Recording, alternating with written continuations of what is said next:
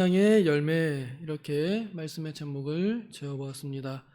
찬양의 열매. 우리는 지난 주일 추수감사주일을 맞이하여 오후에 모두가 준비되어 있는 찬양의 제사를 하나님께 드렸습니다. 그 찬양을 부르는 사람들, 그리고 듣는 사람들, 또 그를 위하여 봉사하는 모든 사람들이 합력하여 선을 이루어 오직 우리를 구원하신 한 분 하나님께 영광을 돌려 드리게 되었습니다. 이것은 우리의 공로가 아니라 오직 하나님의 은혜입니다. 이 은혜로운 찬양을 드리면서 또 그 드린 이후에 저는 이 말씀이 생각이 났습니다. 단 한 번의 찬양으로 끝나지 말자 하는 것입니다. 항상 찬송의 삶을 살자 하는 것을 오늘 여기서 교훈을 받고자 합니다. 뻔한 이야기이지요. 늘 찬송의 생활을 우리가 하자 하는 것인데, 그런데 여기에는 그냥 노래만 부르는 찬양을 의미하는 것은 아니라는 것을 제가 본문을 두 절을 같이 묶어서 읽은 이유가 있습니다.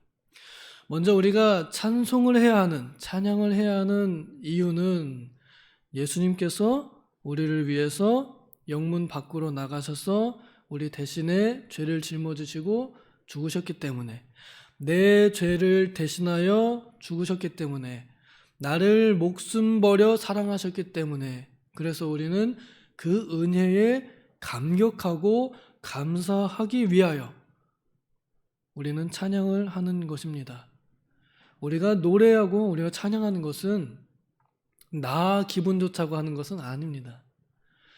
보통 우리가 그 찬양 발표를 할 때 열심히 하는데, 혹시나 열심히 하긴 하는데 그게 내 만족을 위한 것이라 그러면 그것은 찬양이 아니라 오락입니다.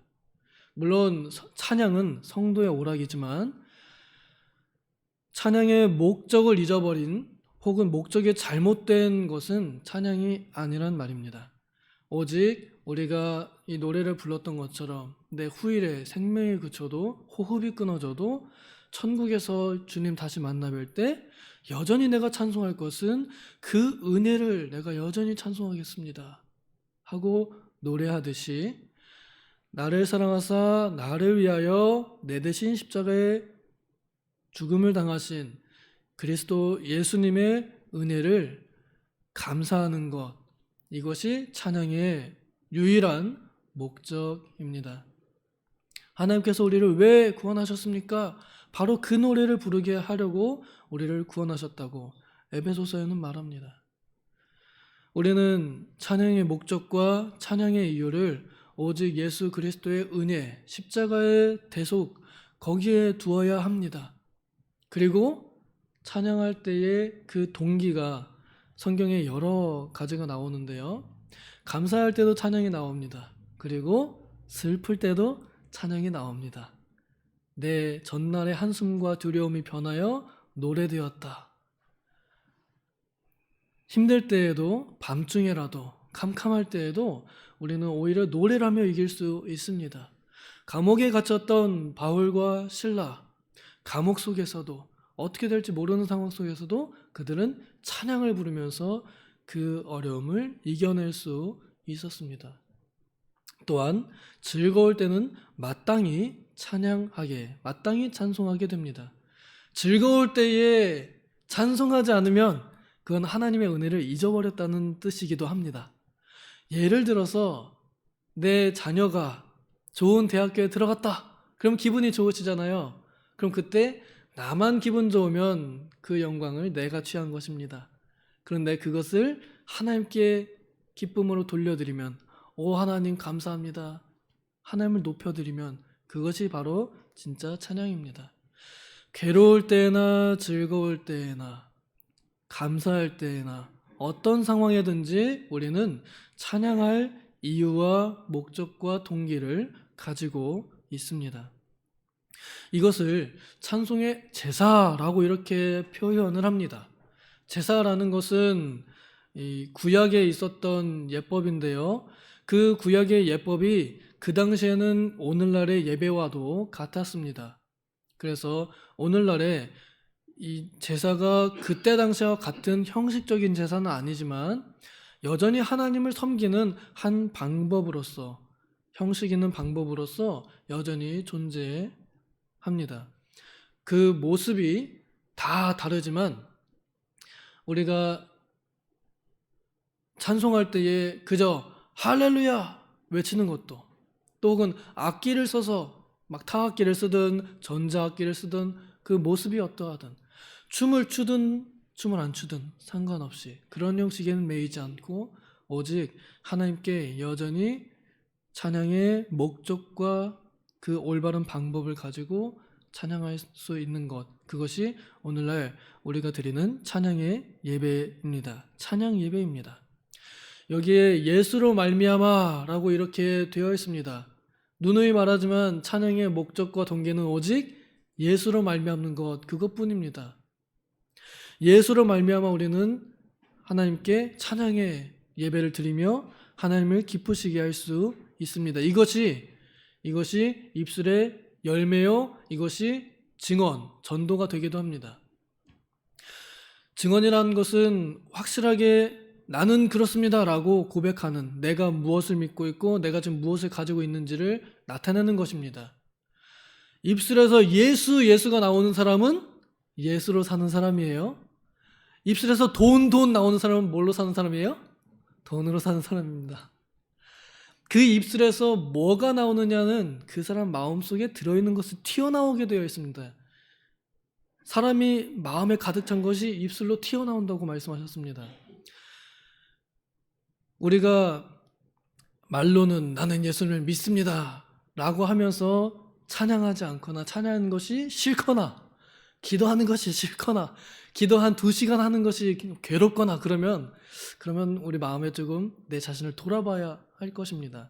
정말 내 마음속에 뭘 채우고 살고 있는지, 정말로 예수 그리스도의 은혜를 내가 채우고 살고 있는지 돌아보아야 할 것입니다. 그리고 이것은 입술의 열매라고도 표현을 합니다. 열매라는 것은 그 증거라는 말이죠. 포도나무에는 어떤 열매가 맺혀요? 포도 열매가 맺히고, 사과나무에는 사과가 맺히죠. 사과나무에 포도가 맺혔다. 그럼 그 나무는 알고 보면 무슨 나무예요? 포도나무죠. 그러니까 열매를 보니까 그 나무를 안다는 거예요. 그러니까 그 입술에서 찬양이 나온다. 그 사람은 정말로 은혜 받은 사람이다. 은혜 안에 있는 사람이다. 은혜 생활하고 있는 사람이다. 은혜로 살아가고 있다는 증거를 나타내 보여준다는 것입니다. 그런데 이것을 16절에 보면요, 말로만 찬양한 것으로 끝나지 않는다는 것을 우리가 알 수 있습니다. 말로만 주님 주님 하는 것이 아니라 그 행함이 따라오는 것입니다.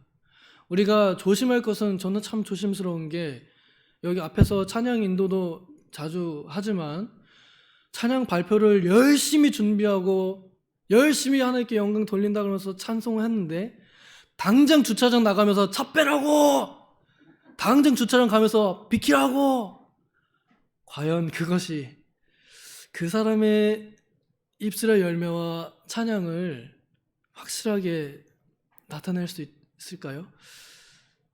우리 청년들이 많이 모이는 맑은샘 광천교회 목요일 저녁마다 모입니다. 거기에 주차장에 그런 말이 써 있어요. 예배는 주차장에서 은혜가 나타난다고요. 교회 문 밖에 찬양 다 끝나고 예배 다 끝나고 나갔을 때 그 사람이 어떻게 행동하느냐가 그 안에 무엇이 들어있는지, 무엇을 담고 가는지 나타난다는 것입니다. 우리가 정말로 입술로 주님께 은혜를 고백했다 그러면 선행으로, 행함으로 나타나게 되어 있습니다. 그런데 이것을 잊지 말라라고 이렇게 표현합니다. 잊지 말라라는 부정사를 써서 그러지 마라고 하는 것은 가만히 내버려두면 어떻게 되는 거예요? 그렇게 한다는 거예요. 어떻게 하는 거예요? 잊어버린다는 겁니다. 우리는 가만히 냅두면 잊어버리는 사람들이에요. 가만히 냅두면 간직하는 사람들이 아니라 잊어버리는 사람들이에요. 없어지는 사람들이에요. 뭘요? 선행과 구제, 이걸 잊어버리는 사람들입니다. 없어지는 사람들입니다. 그래서 의지적으로 계속 기억해야 되는 것입니다. 나는 입술로 찬양하는 사람이다. 그러면 행실도 당연히 선하게, 그 찬양에 합당하게, 그 입술의 열매에 합당하게 행동도 열매를 맺어내야 된다. 그것이 구제로, 선을 행하는 일로, 남을 돕는 일로, 나누어주는 일로 나는 그렇게 증명하는 사람이다 라고 그렇게 스스로 자각을 해야 한다는 것입니다. 나누어주기를 잊지 말라고 되어 있어요. 우리 사람들은요, 이기적입니다. 하나님께서 우리에게 보여주신 사랑은 반대로 타의적이에요. 이타적이에요. 다른 사람을 먼저 생각합니다. 그래서 사랑은 자기의 유익을 구하지 않으면 뭘 구한단 말입니까? 상대방의 유익을 구한다는 것입니다. 그래서 하나님을 닮은 사람들, 예수 그리스도의 인성을 닮은 사람들은 자기보다 남을 먼저 생각하는 사람입니다. 그렇지 않나요? 예수님께서도 자기 생각했으면 안 죽으셨을 거예요. 그런데 하나님의 자녀들, 백성들을 생각하니까 자신의 목숨을 내어주신 것입니다. 그것이 그리스도의 사랑입니다. 그리고 그 사랑을 우리가 받았습니다. 그리고 그 사랑을 우리는 노래했습니다. 그럼 당연히 그 사랑이 우리의 삶 속에서도 실천되어져야 할 것입니다. 그래서 누군가에게 내가 저 사람에게 무슨 도움이 될 것인가를 생각해야지, 저 사람이 나에게 무슨 저 사람이 나에게 무슨 이용 가치가 있는가, 그거 따져가면서 얘하고는 친하게 지내고 얘하고는 안 친하게 지내고, 우리는 그런 계산적인 그 관계를 맺는 사람들이 아닙니다. 내가 저 사람에게 어떤 유익을 주는 사람으로 내가 이 관계를 유지해 갈 것인가, 그것을 고민하는 사람들, 그것을 우리의 교제로 삼는 사람들, 그것이 바로 그리스도인들의 교제 아닐까요? 받기보다 주기를 즐거워하는 사람, 그리스도께서 십자가에 달려 돌아가실 때 자신의 목숨을 기꺼이 내어놓으셨던 것처럼 나도 기꺼이 누군가에게 무엇이든 주기를 기뻐하는 사람, 그러한 사람이 될 때 우리는 거짓말쟁이 찬양대가 아니라 진실한 찬양대가 될 수 있습니다. 우리 수요일날 요한계시록 배우면서 새 노래로 찬양하라고 할 때 거짓말하지 말자고, 그래서 제가 인사말을 새 노래로 거짓말을 쫓아냅시다, 물리칩시다 이렇게 했잖아요. 찬양이 거짓말이 되지 않도록 찬양에 합당한 행동을 할 때 우리의 찬양은 거짓말이 되지 않을 수 있습니다. 말은 참 쉽지만 사실 쉬운 게 아니에요. 여러분, 우리 찬양 예배 지나고 나서 지금까지 잘 살았죠? 자신 있으세요? 지나간 날들을 돌이켜보면은 단에는 서가지고 막 주님 할렐루야 이랬는데 그 다음날 뭐 했는지, 또 그 다음날 또 뭐 했는지, 당장 수요일날 예배 끝나고 나서 또 뭐 했는지 참 자신이 없습니다. 그렇지만 잊지 말라고 하셨습니다. 의지적으로 우리의 마음의 방향을 그렇게 가지라는 것입니다. 나는 찬양대원이다. 나는 하나님 앞에서 찬송의 예배를 드리는 사람이다. 내 입술은 찬양의 열매이다. 내 행실은 그 찬양의 열매이다. 내가 나누어주기를 기뻐하는 것, 손해보는 것도 마땅히 감수하는 것도 또한 찬양의 열매이다 라고 이런 마음을 가지고 주님 앞에서 늘 찬양의 삶을 사는 우리가 되기를 소망합니다. 기도하겠습니다. 주님의 주신 은혜를 우리의 모든 인격을 사용하여 감사할 줄 아는 사람들이 되게 하여 주시옵소서.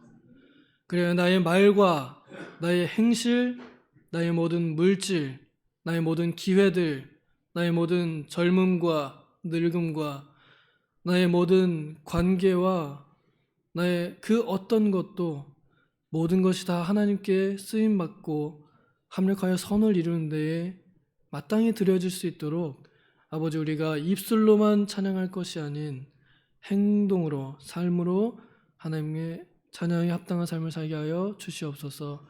감사드리며 예수님의 이름으로 기도하옵나이다. 아멘.